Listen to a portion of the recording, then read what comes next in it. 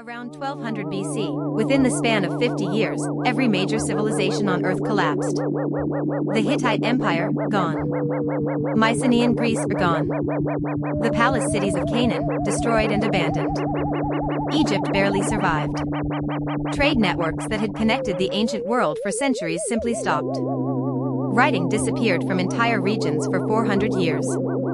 And to this day, no one, not historians, not archaeologists, not anyone, fully understands why. To understand what was lost, you first have to understand what existed.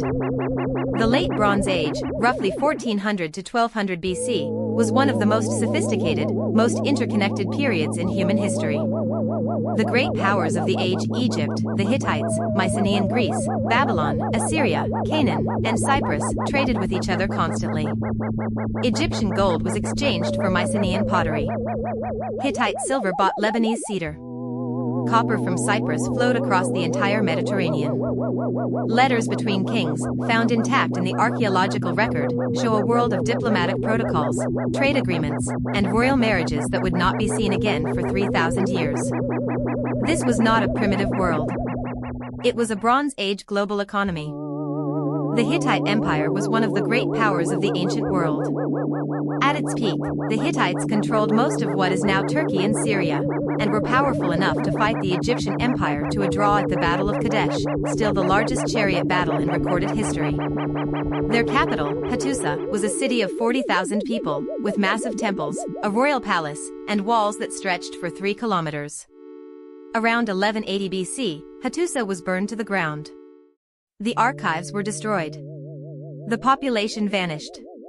No inscription explains why. No document describes what happened. Within a generation, the Hittite Empire, one of the most powerful states the ancient world had ever seen, simply ceased to exist. In Greece, the collapse was equally total. Mycenaean Greece, the civilization of the Trojan War, of Agamemnon, of the heroes of the Iliad, consisted of 13 major palace complexes, sophisticated bureaucracies that kept meticulous records in a script called Linear B, and a warrior aristocracy that had dominated the eastern Mediterranean for centuries. Between 1200 and 1150 BC, every single one of those palace complexes was destroyed. Mycenae, Tiryns, Pylos, Thebes. All of them burned or abandoned within 2 generations. Linear B writing vanished from Greece entirely. It would not be replaced by any writing system for 400 years. The Greeks who came after had no knowledge that these palaces had ever existed. The Mycenaean world became legend, the stories Homer would eventually preserve in the Iliad and the Odyssey. In what is now Israel, Lebanon, and Syria, the situation was no better. The cities of Canaan, Ugarit, Megiddo, Hazor, Lachish, were among the most cosmopolitan urban centers of the ancient world. Ugarit, a port city on the Syrian coast, was a major hub of Bronze Age international trade, home to merchants from Egypt, Cyprus, the Aegean, and Mesopotamia. Archaeologists have found letters in the ruins of Ugarit that were apparently never sent, still in the oven where they were being baked when the city was destroyed. One of them is from the king of Ugarit to the king of Cyprus. Enemy ships have been sighted at sea. Enemy forces have already burned my cities. My soldiers and chariots are far away. I cannot do anything. Ugarit was destroyed around 1185 BC and never rebuilt. It was buried under the dust of 3,000 years until archaeologists found it in 1929. Egypt was the only major power to survive. But only barely. During the reign of Ramesses III, Egypt was attacked 3 times by groups the Egyptians called the Sea Peoples, unknown migrants or raiders coming from the north and west. Ramesses repelled them. In battles he celebrated on the walls of his mortuary temple at Medinet Habu. Those carvings still exist. They show ships engaged in naval combat, soldiers fighting on land, captives being brought before the pharaoh. But the victory was Pyrrhic. Egypt's sphere of influence shrank dramatically. The great empire that had dominated the eastern Mediterranean for 1,000 years contracted back to the Nile Valley. Within a generation of Ramesses III's death, Egypt would enter a period of fragmentation and decline from which it would never fully recover. What made the Bronze Age collapse so complete was not just the fall of individual states, it was the destruction of the entire system that connected them. Bronze Age civilization was dependent on long-distance trade for its most basic material, bronze itself.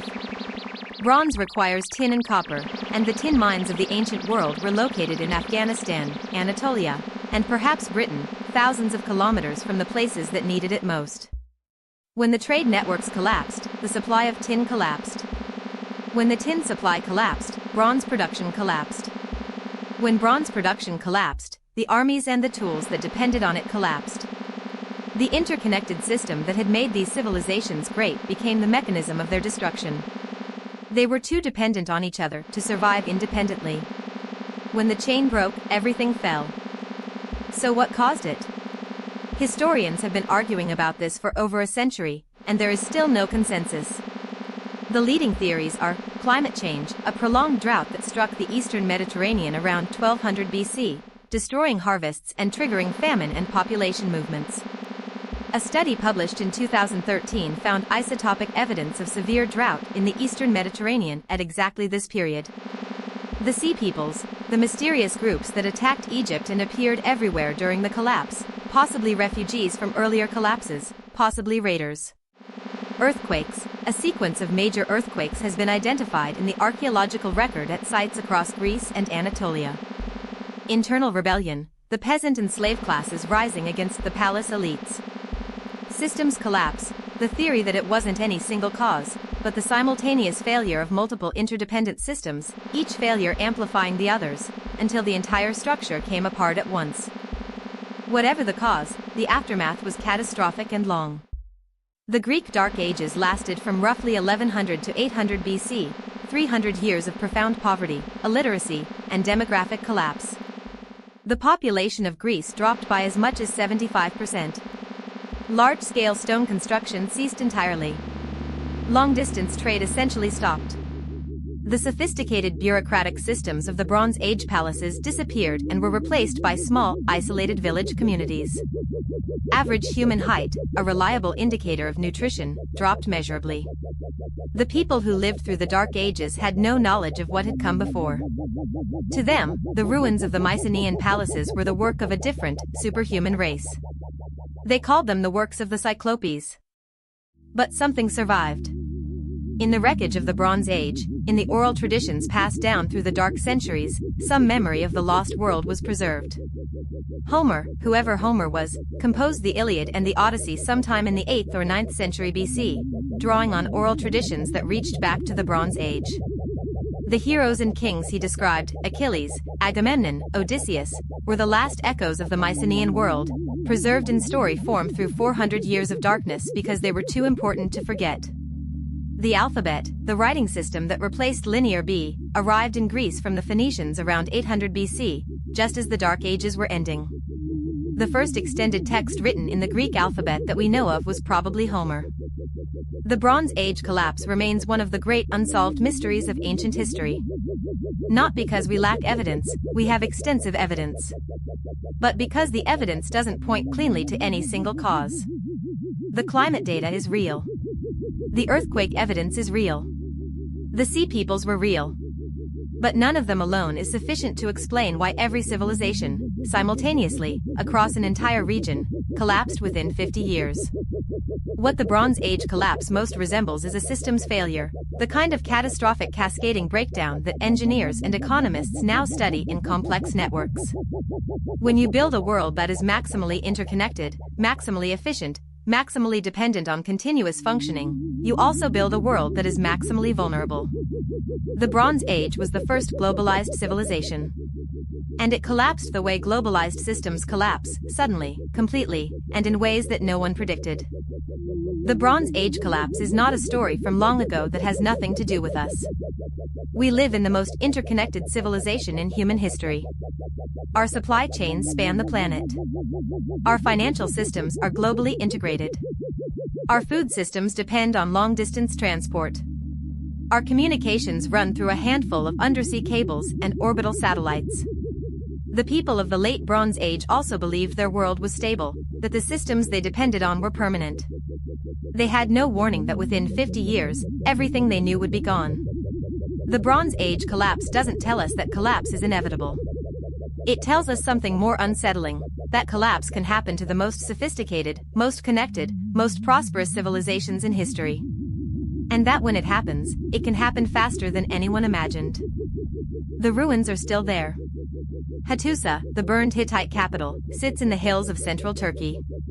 The walls of Mycenae still stand in the Peloponnese. The buried archive of Ugarit is in a museum in Damascus. The carvings of Ramesses III still cover the walls of Medinet Habu. For 3,000 years, these places have been asking a question that no one has fully answered: what happened? We know the date. We know the scale. We know the aftermath. But we still don't know why every civilization on Earth collapsed in the same 50 years. That mystery, the greatest unsolved question in ancient history, is why this story still matters. If you made it to the end, subscribe. More stories about the moments that shaped the world we live in every week.